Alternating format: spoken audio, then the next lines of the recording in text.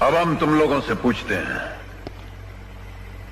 अगर जालिमों को जुल्म करने की आदत है तो तुम्हें जुल्म सहने की बीमारी कैसे हो गई? कितने लोग आए थे तुम्हारी बस्ती उजाड़ने के लिए और तुम्हारे पास कितने हाथ थे उसे बचाने के लिए? उनके पीछे घूस लेने वाली पुलिस खड़ी है, वोट खरीदने वाले नेता खड़े हैं, उनके पास पैसे हैं, हथियार हैं, हमारे पास क्या है? तुम्हारे पास सीने में जलता हुआ ज्वालामुखी है, लेकिन तुम लोगों ने उस ज्वालामुखी के मुंह को बंद करके रखा हुआ है। शोलों को दबाव नहीं, भड़कने दो उन्हें पूरी तरह। बंद करो ये रोना अपनी मजबूरी पर। हमें उनके वकीलों ने आके धमकाया था कि हमारी बस्ती गैर कानूनी है। तुम्हारी बस्ती अगर गैर कानूनी है तो शहर की हजारों बड़ी बड़ी इमारतें भी गैर कानूनी हैं। तुम चलो मेरे साथ।